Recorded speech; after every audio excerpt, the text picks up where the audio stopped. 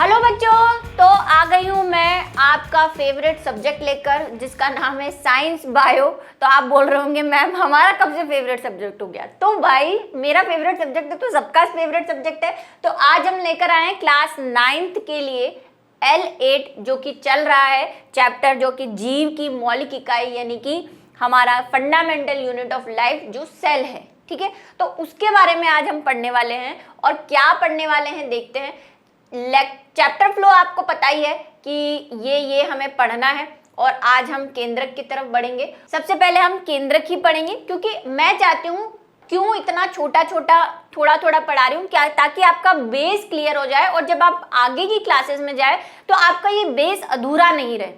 ठीक है, एक्स्ट्रा नहीं पढ़ रहे हैं हम, लेकिन जो जरूरी है, जो आगे आपको कभी नहीं पढ़ाया जाएगा, उसको लेकर हम पढ़ रहे हैं। और एनसीईआरटी बुक फॉलो कर रहे हैं, लेकिन एनसीईआरटी बुक से भी थोड़ा सा एक्स्ट्रा, जो वही मैंने कहा आपको आगे दिक्कत नहीं आए, मतलब जीवन में सुखी रह जाओ अगर इसको पढ़ लो तो वैसे वाले उस लेवल पे जाके हम पढ़ रहे हैं। तो न्यूक्लियस पढ़ने वाले हैं। जैसा कि हम सेल पढ़ चुके हैं, 2-3 बार हम सेल का डायग्राम देख चुके हैं, तो हमें पता है कि चाहे वो कैसी सेल हो, एनिमल सेल हो चाहे वो प्लांट सेल हो, दोनों में डिफरेंस भी देख चुके हैं। ये डायग्राम हम पहले भी देख चुके हैं। हाँ मैम, कुछ याद तो आ रहा है, तो वही भूली बिसरी यादें याद दिलाने के लिए मैं ये फिर से लेकर आ गई हूँ। देखो, इसमें भी आपको मैंने बताया था कि प्लांट सेल में, जैसा कि हमने अंतरों में पढ़ा था, कि प्लांट सेल में जो न्यूक्लियस होता है वो थोड़ा सा साइड होता है, क्योंकि क्या होता है उसमें वैक्यूल यानी रिक्तिका पाई जाती है। ये देखिए, ये क्या थी? रिक्तिका। रिक्तिका होने की वजह से जो हमारा ये काला काला दिख रहा है ना, ये क्या है? केंद्रक। ठीक है, तो ये जो केंद्रक है इसी के बारे में हमें पढ़ना है। और वो प्लांट सेल में भी होता है और एनिमल सेल में भी होता है। और केंद्रक किसमें नहीं होता है? क्या सब में केंद्रक होता है? तो इसके लिए आपको लेक्चर देखना पड़ेगा कि सब में होता है या नहीं होता है। वही आज का फैक्ट है। तो शुरू करते हैं। तो आपकी एनसीईआरटी बुक में हालांकि ये चीज़ें एक शॉर्ट में दे रखी है, सबकी डिस्कवरी किसने की थी नहीं दे रखी, लेकिन हम थोड़ा सा साइंस पढ़ रहे हैं तो मैं आपको सारे ऑर्गेनेल्स बताऊंगी। जब बताऊंगी तब तक हम क्या करेंगे, उसके बारे में, उसके साइंटिस्ट जिन्होंने उनको डिस्कवर किया था या खोजा था, उसके बारे में पढ़ते रहेंगे। तो केंद्रक का आपको पता होना चाहिए कि केंद्रक जो है वो एक साइंटिस्ट थे, sir Robert brown. Sir Robert brown ने 1833 यानी 1833 में केंद्रक की खोज की थी। ठीक है, ये आपको ध्यान रखना है, सबसे इंपॉर्टेंट है। और कहाँ होता है केंद्रक, ये आपको पता ही है। पादप कोशिका में थोड़ा सा साइड में, यानी कि पादप कोशिका में कोशिका भित्ति के आसपास परिधीय भाग में होता है, और जंतु कोशिका में लगभग केंद्र में होता है। इसीलिए इसको केंद्रक कहते हैं। क्योंकि आप वृत्त पढ़ते हैं मैथ्स में, सर्कल है ना, उसके बीच में एक डॉट लगाते हैं, उसको हम क्या कहते हैं? सेंट्रल कहते हैं। तो वो सेंट्रल से ही यहाँ पे न्यूक्लियस वर्ड है वैसे तो इसके लिए इंग्लिश में, लेकिन केंद्र का मतलब होता है किसी सर्कल का केंद्र। तो ये एक्चुअल में हम इनको सर्कल मान के, क्योंकि जनरली बहुत सी कोशिकाएं सर्कल शेप ही होती है, गोल ही होती है, तो केंद्रक नाम दे दिया गया। ठीक है, इंग्लिश में इसे क्या कहते हैं? न्यूक्लियस। तो क्या भाग होते हैं न्यूक्लियस के? भाई यहाँ पे तो ये आपको काला डॉट दिख रहा है, अंदर कुछ मटेरियल दिख रहा है क्या? नहीं, क्योंकि हमने अभी इसको माइक्रोस्कोप में जब ये फोटो लिया होगा या देखा होगा, या हमने जो सेल देखी थी, हमने जो चिक सेल देखी थी, आपने देखा होगा, उसमें क्या दिख रहे थे? हमें यहाँ पे साइड साइड में डॉट ही दिख रहे थे। क्यों? क्योंकि हमारा माइक्रोस्कोप थोड़ा कमजोर है, इतना मैग्नीफाई नहीं कर पाता, इतना बड़ा नहीं दिखा पाता। लेकिन जब हम इस काले डॉट को सूक्ष्मदर्शी में देखते हैं तो हमें आश्चर्य होता है। क्यों आश्चर्य होता है? क्योंकि इसके अंदर भी बहुत सारी चीजें हैं जो हमें पढ़नी है, और आपको पता भी होनी चाहिए कि भाई न्यूक्लियस अकेला नहीं है, उसके साथ बहुत सारी चीजें। तो केंद्रक यह कोशिका का महत्वपूर्ण भाग है। क्यों महत्वपूर्ण भाग है? क्योंकि अभी हम जैसे जैसे आगे पढ़ेंगे, इसके कार्य भी देखेंगे, तो आपको पता चलेगा कि जैसे हमारे शरीर में सारा कंट्रोल किसके पास होता है? किसके पास होता है? ब्रेन के पास होता है। ब्रेन ही सबको कंट्रोल करता है। ऐसे ही कोशिका में जो ये केंद्रक है इस सारा कंट्रोल, सब कुछ मैकेनिज्म, चाहे वो डाइजेशन हो यानी पाचन हो, सांस लेना हो, कुछ भी करना हो, इस केंद्रक की मर्जी के बिना नहीं हो पाता। या तो ये कुछ ऐसी चीजें करता है जो दूसरी चीजों को करने में हेल्पफुल होती है। इस तरह से आप समझ सकते हैं। जैसे ब्रेन खुद आके काम नहीं करता, लेकिन वो कुछ ऐसा करता है, कुछ ऐसे सिग्नल्स भेजता है हमारी बॉडी में कि हमारी बॉडी प्रॉपरली काम करे। माइंड करता है, जैसे मॉनिटर होता है ना क्लास में, उस तरह से। तो ये महत्वपूर्ण भाग है। केंद्रक की सभी क्रियाओं, केंद्रक कोशिका की सभी क्रियाओं को नियंत्रित करता है। जैसा कि मैंने कहा, क्या करता है? कंट्रोल करता है। ठीक है। सामान्य कोशिका में केंद्रक मध्य में होता है, यही बात मैंने बोला, इसीलिए इसको केंद्रक कहते हैं, क्योंकि नॉर्मली अगर हम सेल देखें तो उसके केंद्र में होता है, लेकिन स्थिति में रहता है। यद्यपि आकार केंद्रक होता है, लेकिन वही प्लांट सेल की बात करें तो कभी कभी परिधि पर या किसी और कोशिकाएं, जैसे जैसे आप साइंस पढ़ेंगे आपको पता चलता रहेगा कहाँ कहाँ और हो सकता है, लेकिन 9th के हिसाब से बस अभी इतना ही काफी है। इसका आकार, आमाप तथा संख्या भिन्न भिन्न होती है। अब ये क्या बात बोल दी मैम ने? ये ऐसे बात बोली कि अभी 9th क्लास तक आप जितने भी अभी इस चैप्टर तक 9th क्लास में भी कुछ अभी चैप्टर आने वाले हैं, वहां पे मैं आपको बताऊंगी कि जनरली यानी सामान्यतः केंद्रक का आकार गोल होता है और संख्या में 1 होता है, लेकिन कुछ ऐसे जीव भी हैं, कुछ ऐसी कोशिकाएं भी हैं जिसमें 1 से ज्यादा केंद्रक भी होते हैं।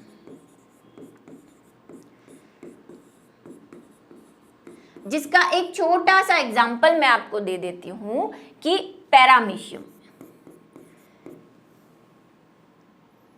याद रख सकते हैं तो रख सकते हैं, क्योंकि ये आगे आएगा आपकी कहानियों में, मतलब बायो की कहानियों में, साइंस की कहानियों में, 9th क्लास की बायो की कहानियों में, ज्यादा दूर भी नहीं है। पैरामीशियम, ठीक है। तो पैरामीशियम में 2 न्यूक्लियस होते हैं, यानी 2 केंद्रक होते हैं। ऐसे और भी कोशिकाएं होती हैं जिसमें 1 से ज्यादा केंद्रक होते हैं। तो संख्या भिन्न भिन्न होती है, जनरली 1 ही होगा, पर 1 से ज्यादा भी हो सकते हैं। सामान्यतः गोल या एक कोशिका में 1 ही केंद्रक होता है, ये बात हमने बोल दी। प्राय केंद्रक में डीएनए, आरएनए व प्रोटीन होते हैं। अब ये क्या चीज है? डीएनए, आरएनए और प्रोटीन क्या चीज है, इसको मैं आपको एक सिंपल सी भाषा में समझा देती हूँ कि आप जो हैं, आपके शरीर में जो भी हॉर्मोन्स बनते हैं, जो भी एंजाइम बनते हैं, जो भी क्रियाएं बनती हैं, या एक सिंपल सी चीज हम सोच लें कि आपके कैरेक्टर आपकी मम्मी से या आपके पापा से मिलते हैं, है ना। बोलते हैं ना कि ये अपने पापा पे गया है, इसका कलर अपनी मम्मी पे गया है, ऐसा बोलते हैं। ये कैरेक्टर उनसे आप में कैसे आते हैं, उसको लाने का काम जो करता है वो होता है डीएनए। इसको डिटेल में पढ़ेंगे में। डीएनए क्या है? बस एक धागे जैसी संरचना है और कुछ भी नहीं, लेकिन जिंदगी का सच इसमें छुपा हुआ है। ठीक है। जितनी भी आप क्रियाएं करते हैं ना, हम बोलते हैं डाइजेशन हो रहा है और ये एंजाइम निकल रहा है हमारे शरीर से, ये हार्मोन निकल रहा है, ये सब बनाने का काम डीएनए और आरएनए मिलकर करते हैं। ठीक है। इनको कॉमनली फॉर्म में हम एक वर्ड बोलते हैं जिसको हम बोलते हैं न्यूक्लिक अम्ल, इन दोनों को। ठीक है। वैसे अभी आपको इसकी फुल फॉर्म याद नहीं करनी है, लेकिन फिर भी मैं बता देती हूँ, चाहे तो आप नोट कर ले। जैसे डीएनए है वो है deoxy ribo nucleic acid. Nucleic अम्ल को इंग्लिश में क्या बोलते हैं? Nucleic acid. अम्ल मीन्स एसिड, तो डीऑक्सी राइबो न्यूक्लिक एसिड, और ये राइबो न्यूक्लिक एसिड। ठीक है, नोट कर सकते हैं, और अच्छा थोड़ा पढ़ना चाहते हैं तो इसको लिख भी सकते हैं, कहीं याद भी कर सकते हैं। तो ये होता है केंद्रक में, और इसीलिए इन तीनों की वजह से ही ये हमारी कोशिका को कंट्रोल करता है, नियंत्रित करता है। क्योंकि कुछ भी, एक बोलते हैं ना, भगवान की मर्जी के बिना पत्ता भी नहीं हिलता, तो केंद्रक में ये जो 3 चीजें प्रेजेंट है ना, इनकी मर्जी के बिना आपके शरीर में कुछ नहीं हो सकता। यही गाइड करते हैं कैसे बनाना है, कैसे करना है, कैसे चलना है, यही, और क्या आगे की पीढ़ी में भेजना है। कलर कैसा बच्चे का आएगा ये भी इन्हीं महाशय से होता है। ठीक है, इतना आपके लेवल पे अभी सही है, धीरे धीरे बढ़ेंगे तो इसको डिटेल करते जाएंगे, अभी एक साथ नहीं करते। तो समझ गए आप क्या है केंद्रक, बीच में है, इसमें डीएनए, आरएनए और प्रोटीन होता है जो हमारे शरीर की मैक्सिमम क्रियाओं को कंट्रोल करता है। चलिए नेक्स्ट पढ़ते हैं। संरचना के अनुसार केंद्रक के 4 प्रमुख भाग हैं। मैंने कहा था जब हम इसे किसमें देखेंगे, थोड़ा सा और इसका आवर्धन बढ़ाएंगे, मतलब और हाई पावर का माइक्रोस्कोप लाएंगे, इलेक्ट्रॉन माइक्रोस्कोप लाएंगे। माइक्रोस्कोप की संरचना देखी आपने, मैंने आपसे कहा था एक इलेक्ट्रॉन माइक्रोस्कोप भी होता है जिसकी पावर बहुत ज्यादा होती है, मतलब 2-4 हजार, फिर शायद मैं कम ही कह रही हूँ। ठीक है, तो अब तो और सुपर इलेक्ट्रॉन माइक्रोस्कोप भी आ गए, तो बहुत कुछ देख पाते हैं। ठीक है, तो केंद्रक की संरचना पढ़नी है हमें। तो केंद्रक में 4 प्रमुख भाग होते हैं, कौन कौन से? सबसे पहला है केंद्रक कला। अब ये क्या चीज है, देखो हम कोशिका बनाते हैं, अब मैं कैसी भी, अब ये डिफाइन नहीं कर रही कि ये कैसी कोशिका है, लेकिन बना रहे हैं। ठीक है, कोशिका के केंद्र में क्या बनाते हैं, ऐसा केंद्रक बनाते हैं। अब ये केंद्रक मैंने कैसे बनाया, एक लाइन बनाई ना यहाँ पे, तो ये जो केंद्रक है जिसमें ये सारी चीजें हैं, इन सारी चीजें एक मेम्ब्रेन, एक पतली सी झिल्ली से परिबद्ध रहती है। जैसे कोशिका के बाहर एक झिल्ली है ना, वैसे केंद्रक के बाहर भी एक झिल्ली है जिसे हम केंद्रक झिल्ली कहते हैं। क्या ये सब में होती है, इसका भी जवाब आगे देंगे। ठीक है, क्या ये सब में होती है? नहीं, कुछ कहानी है इसमें, बताएंगे अभी आपको। तो ये बाहर वाली, केंद्रक के बाहर एक पतली झिल्ली होती है जिसे केंद्रक झिल्ली कहते हैं। ठीक है, तो पहली है केंद्रक कला, उसी को केंद्रक कला भी कहते हैं, और इंग्लिश में ऐसे कहते हैं न्यूक्लियर मेम्ब्रेन। ठीक है, न्यूक्लियर मेम्ब्रेन। ठीक है, अब केंद्रक के अंदर, जैसे कोशिका के अंदर क्या है, कोशिका द्रव्य, कुछ जेली जैसी संरचना जिसको हमने कहा था कि कोशिका द्रव्य होता है, तो केंद्रक के अंदर भी द्रव्य होगा। भाई ये अकेला थोड़ी रहेगा, इसके अंदर भी कुछ ना कुछ भरा हुआ है, और इस भरे हुए को हम बोलते हैं केंद्रक द्रव्य। कोशिका में है तो कोशिका द्रव्य, और केंद्रक में है तो केंद्रक द्रव्य। तो दूसरी चीज हम क्या पढ़ेंगे, केंद्रक द्रव्य। पहले नाम देख लेते हैं, फिर इनको डिटेल में पढ़ेंगे।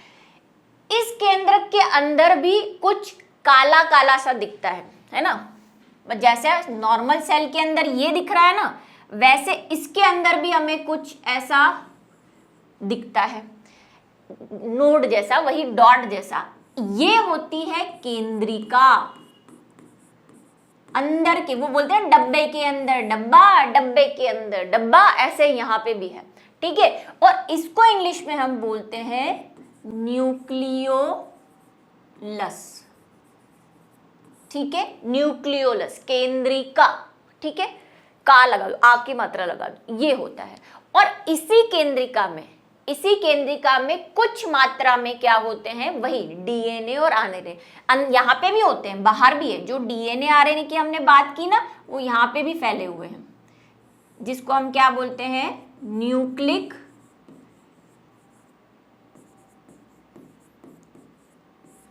एसिड। जो कौन कौन से हैं, या तो डीएनए है, आरएनए है, और साथ में इन दोनों को तो न्यूक्लिक अम्ल बोलते हैं। कुछ कुछ प्रोटीन भी है यहाँ पे, ऐसी ये जो डॉट डॉट दिख रहे हैं, और बाकी और भी संरचना है, पर हमें अभी उतना डिटेल में नहीं जाना है। ठीक है, और भी पढ़ेंगे आप जो तो थोड़ा हायर क्लासेस में जाएंगे। तो केंद्रिका है, और केंद्रिका के अंदर भी क्या है, कुछ मात्रा में क्या है, वही न्यूक्लिक अम्ल के कुछ पार्ट है। बाहर भी रहता है केंद्रक में डीएनए आरएनए, और इस केंद्रिका में भी रहता है डीएनए आरएनए। यहाँ पे भी लिख दूं ब्रैकेट में, डीएनए और आरएनए का कुछ भाग रहता है। मैक्सिमम कहाँ रहता है, बाहर रहता है।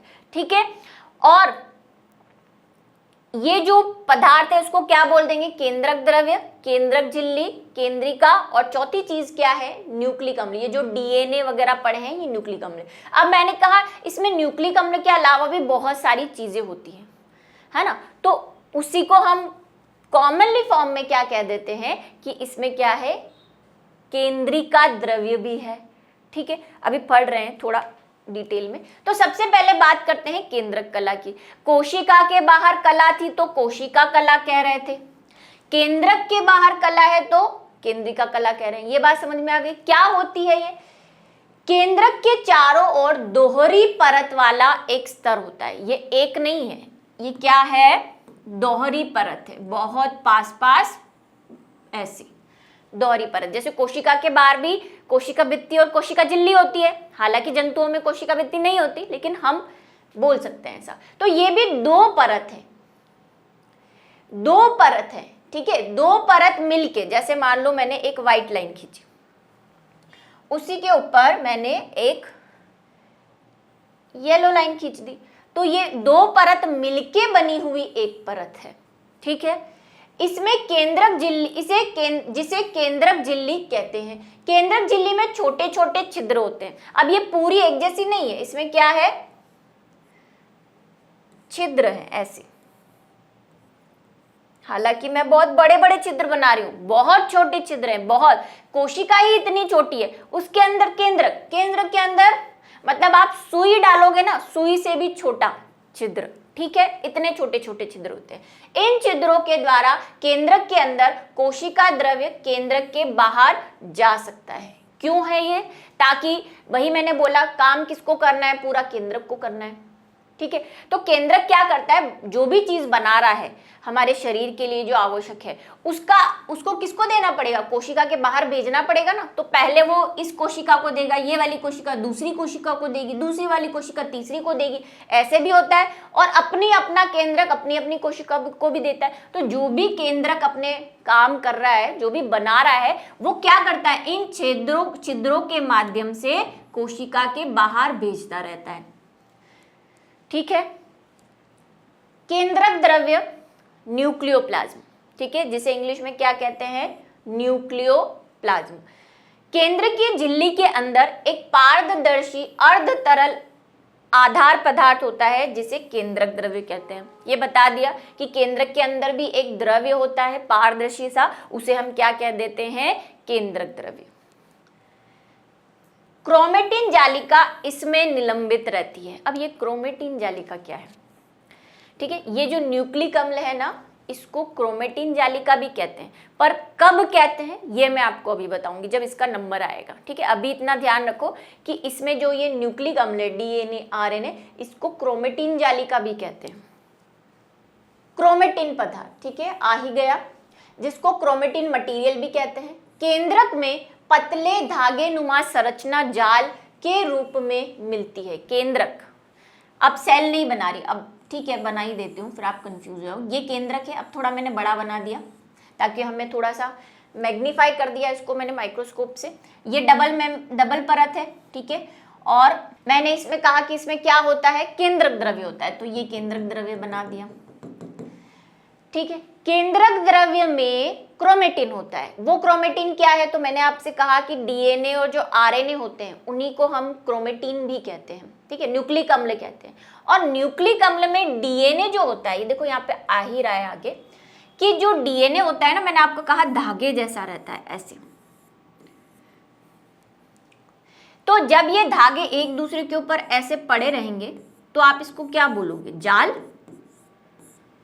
और धागे को साइंस की लैंग्वेज में क्रोमेटीन भी कहते हैं, ठीक। क्रोम का मतलब धागे, तो क्रोमेटीन। तो इसीलिए जो डीएनए होता है ना, ये जब न्यूक्लिक अम्ल में पड़ा रहता है तो ये ऐसे जाल सा बना के रखता है ऐसा। डीएनए कितना लंबा होता है आपको पता है क्या? बहुत किलोमीटर, मतलब मिलियंस ऑफ किलोमीटर डीएनए होता है एक कोशिका के अंदर।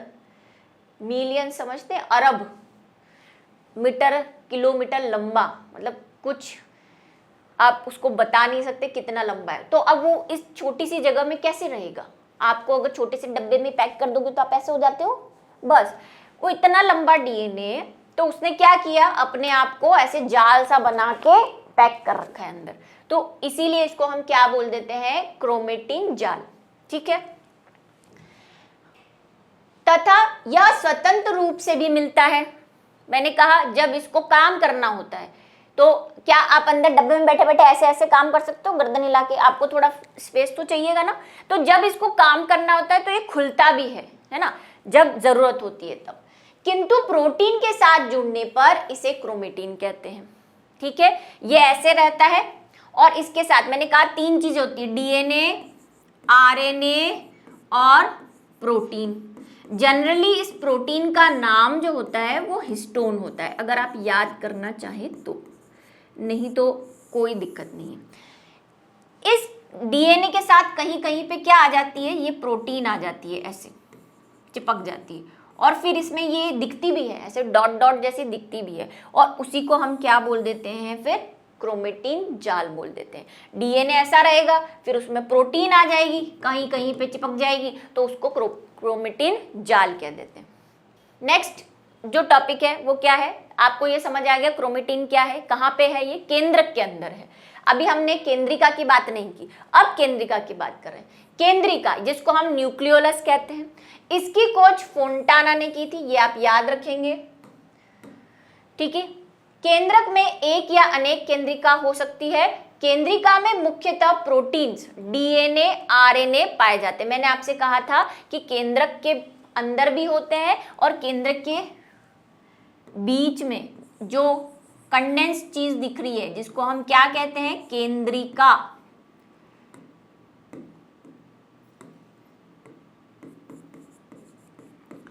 कुछ मात्रा में वहां पे भी क्या होते हैं, डीएनए, आरएनए पाए जाते हैं।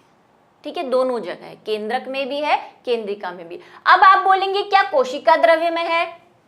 नहीं है, कोशिका द्रव्य में नहीं है। जब इसको कुछ काम करना होता है तब ये अपने छिद्रों के माध्यम से वहां पे भेजता है, लेकिन जनरली वो डीएनए और आरएनए प्रोटीन बनाने के लिए होते हैं, हमारी शरीर की क्रियाओं को कंट्रोल, नियंत्रित करने या कुछ बनाने के लिए होते हैं, रहते नहीं है वहां पे। उनका काम खत्म हो जाता है, डिसॉल्व हो जाते हैं, फिर नया बनता है। ठीक है, इस तरह से। चलिए, तो बात समझ में आई आपको? अब जो इंपॉर्टेंट चीज, जो मैं सवाल शुरू से पूछती आ रही हूं कि क्या सब में केंद्रक होता है? क्या सब में केंद्रक होता है? नहीं। इसके बेस पर हमने 2 तरह की कोशिकाएं पढ़ी थी, अगर आपको ध्यान हो। जब हमने 9th क्लास शुरू की थी तो बीच में वर्ड आ रहे थे प्रोकैरियोटिक और यूकैरियोटिक, वहां पे ले जाती हूँ। हालांकि मैंने उसको बहुत डिटेल में ऑलरेडी एक्सप्लेन कर दिया है, लेकिन क्योंकि केंद्रक की बात आई है और प्रोकैरियोटिक और यूकैरियोटिक डिस्कस नहीं करे तो उनका दिल दुख जाएगा, है ना, नाराज हो जाएंगे, और मैं किसी को नाराज करती नहीं हूँ।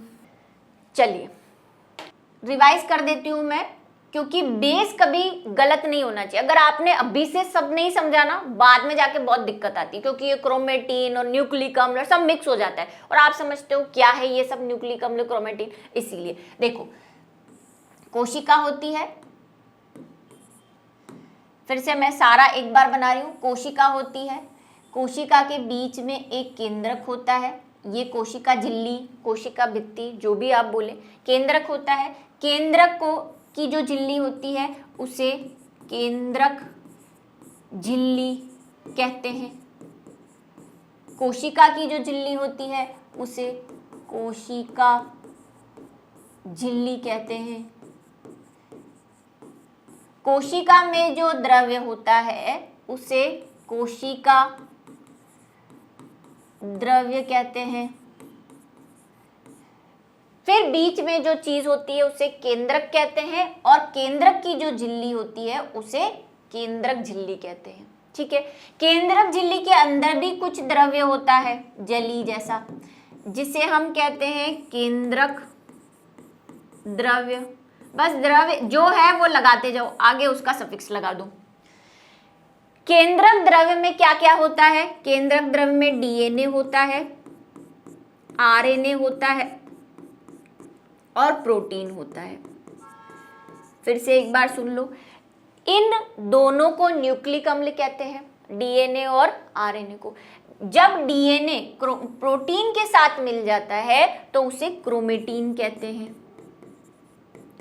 देखो, याद करने का सबसे अच्छा तरीका, न्यूक्लिक अम्ल, डीएनए क्या है? न्यूक्लिक अम्ल। डीएनए में प्रोटीन, टीन आ रहा है ना, क्रोमेटिन, क्रोमेटिन धागे जैसा है डीएनए, और उसमें प्रोटीन मिल जाता है तो उसको क्रोमेटिन कह देते हैं। और फिर वो ऐसा दिखने लग जाता है, पहले ऐसा होता है, फिर उस पर प्रोटीन की बाउंडेशन आ जाती है ऐसे।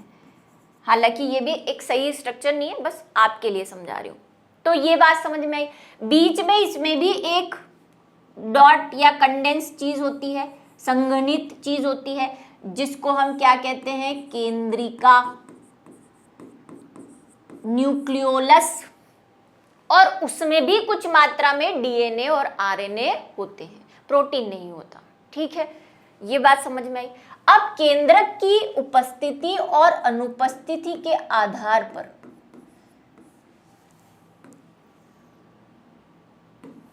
हम जो है दो तरह की कोशिकाएं देखते हैं। हालांकि मैं इसको फिर कह रही हूं, समझा चुकी हूं, एक बार फिर से हम इसको क्या कर लेते हैं, समझ लेते हैं। यूकैरियोटिक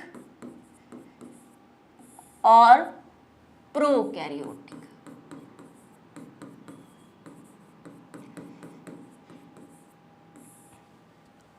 देखो, प्रो का मतलब होता है पहले वाला।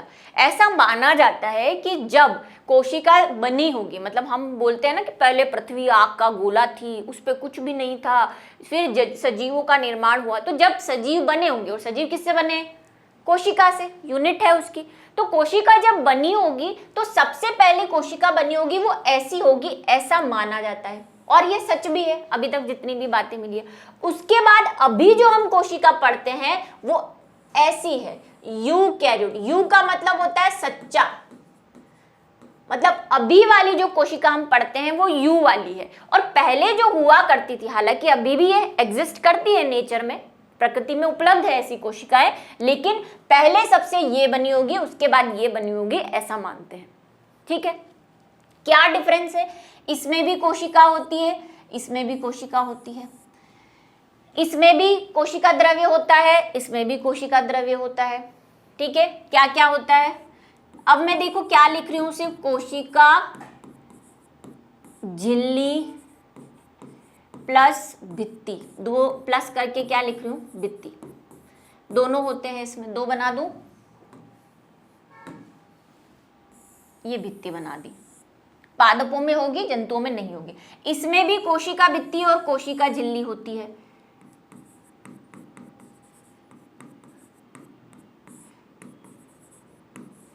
भित्ति प्लस झिल्ली, इसमें भी कोशिका द्रव्य होता है, इसमें भी कोशिका द्रव्य होता है।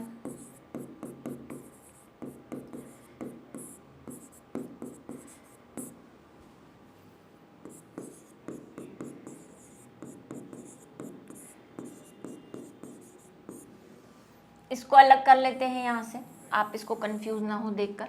ठीक है, अब चेंज की बात आई। चेंज क्या होता है, हमारे पास एक मस्त वाला, मतलब हम यूकैरियोटिक में आते हैं। कई बच्चे पूछेंगे मैम मानव किस में आते हैं, यूकैरियोटिक में आते हैं, हम प्रोकैरियोटिक नहीं है, हमारे पास है अपना केंद्र। बीच में एक केंद्रक होता है और केंद्रक के बाहर क्या होती है, केंद्रक झिल्ली होती है। किसमें, यूकैरियोटिक में। प्रोकैरियोटिक में ऐसा कुछ नहीं होता।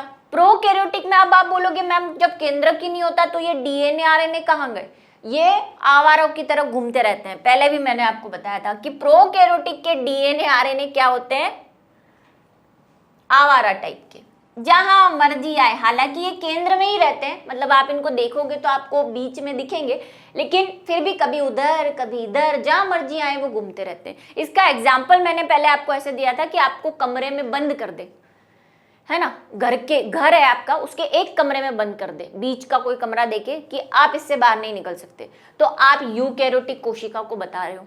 लेकिन आपके घर में सारी दीवारें तोड़ दे, पूरा बड़ा सा हॉल बना दे और कहे घूमो जहां घूमना है, जिस कोने में जाना हो वहां जाओ, तो ये क्या बन गए आप, प्रोकैरियोटिक बन गए। तो इनका डीएनए होता है रवड़ते टाइप का, आवारा, तो इनका डीएनए फ्री होता है। हमने क्या किया, हमारे डीएनए को बांध के रखा है कंट्रोल में, तो हमने उसके चारों तरफ एक क्या बना दी, केंद्रक झिल्ली बना दी, और अंदर हमारे क्या है, ये डीएनए आरएनए और प्रोटीन, जिसको क्रोमेटीन भी कहते हैं, जिसको न्यूक्लिक अम्ल भी कहते हैं। तीनों में डिफरेंस क्या है मैं बता चुकी हूं। अगर डीएनए आरएनए है तो उसको न्यूक्लिक अम्ल कहेंगे, लेकिन जब डीएनए प्रोटीन से मिलके एक चीज बना लेता है संघनित जाल जैसी, तो उसको क्रोमेटीन कहते हैं। अभी एक गुणसूत्र भी आने वाला है, वो भी बताएंगे, टाइम पे बताएंगे सब, ठीक है। इन्हीं से गुणसूत्र भी बनता है, ये बता देती हूँ बस। कोई किसी को सुन लिया हो कहीं किसी ने वर्ड और बोल रहा हो कि मैम गुणसूत्र क्या होते हैं, तो वो जिसको हम क्या बोलते हैं, क्रोमोसोम, तो इनके ये होते हैं। और क्या डिफरेंस होता है, यहां तक की बात सही है। इनमें क्या नहीं होता, जो नई चीज है, केंद्रक, झिल्ली, नो, कट कर देती हूँ उसको मैं, इसमें होती है। तीसरा, इनका जो ये कोशिका द्रव्य है ना, इसमें और भी कुछ चीजें हैं, अकेली नहीं है कोशिका, जिसको कोशिका के अंदर कुछ अंग है, कुछ चीजें हैं जिनको हम कहते हैं कोशिकांग। इनके बारे में भी हमें पढ़ना है। वैसे मैंने जब फर्स्ट लेक्चर लिया था, जब हमने एक बार कोशिका का ऊपर वाली चीज देखी थी, तो कहा था हम कोशिकांग पढ़ेंगे कि इस कोशिका द्रव्य में और क्या क्या है। तो ये और की जो चीजें हैं वो सारी इसमें है, लेकिन इनमें सारे कोशिकांग नहीं है, या आप ऐसे भी बोल सकते हैं मैक्सिमम तो नहीं है, अधिकतर नहीं है। तो फिर क्या है, मैं बता रही हूं। इसमें जो होता है कोशिकांग का ही एक हिस्सा है राइबोसोम, उसको भी पढ़ेंगे हम आगे, आ रहे हैं सभी, आप सिर्फ डिफरेंस देख लो। इसमें भी राइबोसोम होता है,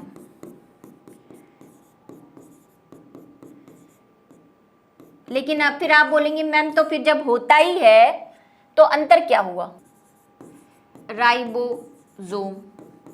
अब आप बोलेंगे जब होता ही है तो अंतर क्या हुआ, तो देखो राइबोसोम जो होता है ना, वो दो प्रकार का होता है प्रकृति में। एक होता है 80S और एक होता है 70S। अब ये 80S 70S क्या है, जिस साइंटिस्ट ने इसको खोजा था, अभी हम राइबोसोम की है ना देखेंगे, स्ट्रक्चर देखेंगे, जिस साइंटिस्ट ने उसे खोजा था उसके नाम पे इसकी यूनिट, मतलब इसका वेट रखा हुआ है, वेट भी नहीं कह सकते आप, उसकी संरचना के आधार पर। तो ये होता है 80S वाला, ऐसा बोल सकते हो आप कि वेट ही मान सकते हो। आपके नजरिए में बोल देती हूँ कि इसका कितना होता है, 80S वेट, मतलब वजन। वो वजन हम बायोलॉजिकल वे में तोलते हैं, ऐसे नहीं बाट में रखा तोल दिया, वैसा वाला वजन नहीं। कुछ होता है, संगणित यूनिट होती है जो श्वेदबर्ग ने दी थी, और उसी श्वेदबर्ग के नाम से ये एस लगा हुआ है, उनके नाम से लगा हुआ है श्वेदबर्ग। किसी को वही कह रही हूँ ना, उड़ेलने वाला ज्ञान चाहिए तो लिख लें श्वेदबर्ग, ठीक है। ये 80S वाला होता है, इनमें 80S नहीं होता, ये फिर अलग डिफरेंस तो यही है ना। इनमें क्या होता है, 70S प्रकार का होता है। गरीब है ना ये, बहुत कुछ नहीं है इनके पास, कोशिकांगों में भी नहीं है, ठीक है। तो इनके पास जो है एक और चीज होती है माइटोकॉन्ड्रिया, वो भी पढ़ेंगे हम, वो कोशिकांग, ये सब कोशिकांग के हिस्से हैं।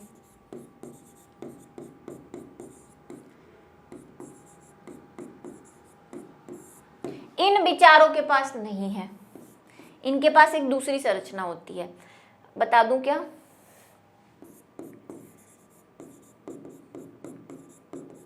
ये होता है इनके पास जो इसका काम करता है। भाई काम तो इनमें भी होने हैं, भले छोटे होने हैं, लेकिन होने तो है, तो कुछ ना तो कुछ चाहिए। बेचारा गरीब मेरे को, अच्छा ठीक है डुप्लीकेट दे दो, तो इनको डुप्लीकेट दे रखा है एक, हमारे पास असली है, मतलब जंतु और पादपों के पास असली है, इनको नकली दे रखा है। अब आप बोलोगे इसके एग्जाम्पल दे दो, तो इसके एग्जाम्पल जो है वो है बैक्टीरिया,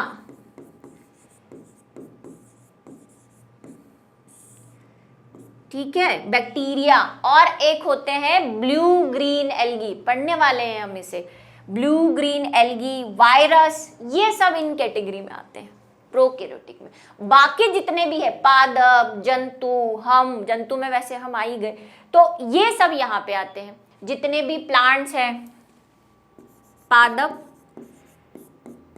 जंतु, ये इनमें आते हैं। समझ गए, मैंने फिर से एक बार प्रोकैरियोटिक यूकैरियोटिक समझा दिया, आई होप। और भी डिफरेंस है लेकिन आपके लेवल से बाहर है, थोड़ा 11th-12th में पढ़ेंगे तब और भी पढ़ेंगे। चलिए, अब एनसीईआरटी बुक में आपको ये पिक्चर दे रखा है, इसीलिए मैंने ये सारी रामायण जपी है कि प्रोकैरियोटिक और यूकैरियोटिक कोशिका का आपको एक चार्ट दे रखा है, और पूछा है कि यहाँ डैश डैश में क्या आएगा, पहचान कौन, या लिखो कौन आएगा यहाँ पे। तो हमें बताना है, अभी हमने पढ़ा, आपको इसका आंसर मिल जाएगा, फिर भी मैं बता देती हूँ जो हमने पढ़ा वही है। देखो सबसे पहला है आकार। ये क्या होती है, प्रोकैरियोटिक कोशिकाएं बहुत छोटी होती है, क्योंकि मैंने कहा बैक्टीरिया है इसमें। बैक्टीरिया दिखते हैं क्या आपको? नहीं। ठीक है, एक प्रैक्टिकल आया हुआ है मेरा 11th में, gram negative gram positive bacteria, है ना। देखो उसमें माइक्रोस्कोप में भी ऐसे डॉट ही जैसे ही दिख रहे हैं, हमारे वाले में भी, तो बताओ कितने छोटे होंगे। तो ये छोटे हैं, दही के बैक्टीरिया करके आया हुआ है क्लास 11th का, उसको देखें। तो ये जो है वो कितने हैं, 1 से 10 म्यू। अब ये 10 म्यू क्या होता है, यहाँ पे वैसे लिख दिया है, 1 म्यू में 10 की घात 6 मीटर होता है, मतलब 1/10 की घात 6 जीरो हो गए। इतना छोटा, एक का भी ये वाला पार्ट, 10 की घात 6 का मतलब क्या हुआ, जो 6 जीरो है वो नीचे होंगे, -6 है ना, ठीक है, -6, तो इतना छोटा। और ये जो होते हैं ये बड़े भी हैं। अब इसमें सबसे बड़ा अंडा, सबसे बड़ी कोशिका भी है और सबसे छोटी भी है। सबसे बड़ी कोशिका तो है शुतुरमुर्ग का अंडा, ठीक है, जिसको ऑस्ट्रिच एग कहते हैं, वो कम से कम 15 सेंटीमीटर तक का होता है, और सबसे छोटी भी है, ठीक है। सबसे छोटी कोशिका भी मिलेगी जिसको हम बोलते हैं माइकोप्लाज्मा, हालांकि वो किस में आ जाएगी, यूकैरियोटिक में आ जाएगी, तो फिर उसको छोड़ दो, अभी वो प्रोकैरियोटिक में आ जाएगी, इसलिए उसको छोड़ दो, सबसे बड़ी वाली याद रखो, ठीक है। सबसे बड़ा और अगर कोशिका देखना चाहते हैं तो देखो हमिंग बर्ड होता है ना, हमिंग बर्ड, उसका अंडा भी सबसे छोटा होता है। केंद्रकीय भाग, ये हमने पढ़ा कि इनके केंद्रकीय क्षेत्र में क्या होता है, केंद्रक झिल्ली नहीं होती। क्या नहीं होता इनमें, केंद्रक झिल्ली नहीं होती। आप अच्छे से लिख लेना, इसको देख के इधर लिख लेना। केंद्रकीय क्षेत्र सुस्पष्ट होता है ना, मैंने कहा ना कोशिका में एक अच्छा सा, अभी हमने पढ़ा कोशिका में एक अच्छा सा प्यारा सा बीच में सुस्पष्ट, मतलब आराम से दिख रहा है, इसमें दिखेगा भी नहीं क्योंकि झिल्ली ही नहीं है, तो पता ही नहीं चलेगा कहाँ डीएनए कहाँ घूम रहा है, कुछ पता ही नहीं हमें। तो सुस्पष्ट चारों ओर से केंद्रकीय झिल्ली से घिरा रहता है, और इसे हम क्या कहते हैं, ये जो केंद्रक झिल्ली नहीं होती है ना, उस ऐसे वाले डीएनए या जो संरचना बनती है, मैंने जैसे कहा कि बीच में ऐसा दिखता तो है, ऐसा संघनित जैसा, उसको क्या कहते हैं, उसको केंद्रकाभ कहते हैं। क्या कहते हैं, केंद्रकाभ। केंद्रकाभ का मतलब क्या होता है, केंद्रक जैसा, क्योंकि केंद्रक तो तब होगा जब झिल्ली होगी ऐसी, लेकिन झिल्ली नहीं है, लेकिन फिर भी हमें कुछ ऐसा सा दिखता है, ऐसा कंडेंस सा, संघनित सा कुछ दिखता है, झिल्ली नहीं है, तो उसको हम केंद्रकाभ, इंग्लिश में क्या बोलते हैं इसे, न्यूक्लियोइड।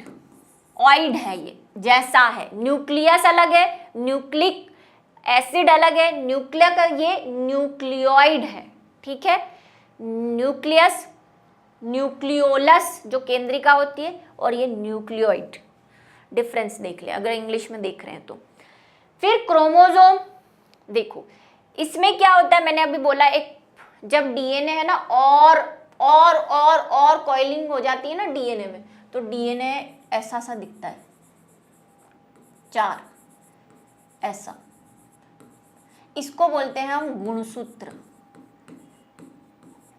पहले क्रोमेटिन बनता है, फिर क्रोमेटिन और संघनित हो जाता है, बेचारे को दबाया जा रहा है, तो वो गुणसूत्र कहलाता है, जिसी को हम क्या कहते हैं, क्रोमोसोम कहते हैं। इसमें एक ही होता है, अगर ये इनका पूरा डीएनए है जो पहले फैला हुआ था, अगर इसको संघनित कर दें तो वो बस एक ही क्रोमोसोम बनाएगा,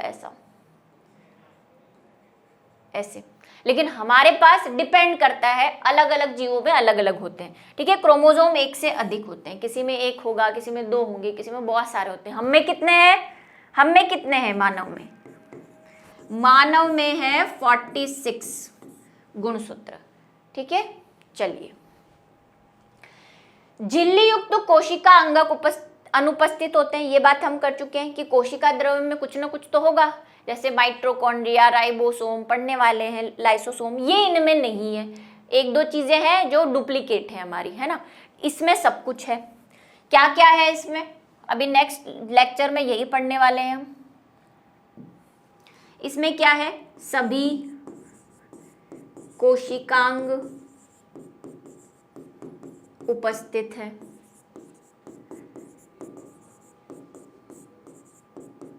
कौन कौन से हैं? राइबोसोम, माइटोकॉन्ड्रिया, लाइसोसोम, लिस्ट लंबी है, अगले लेक्चर में करने वाले हैं उसे।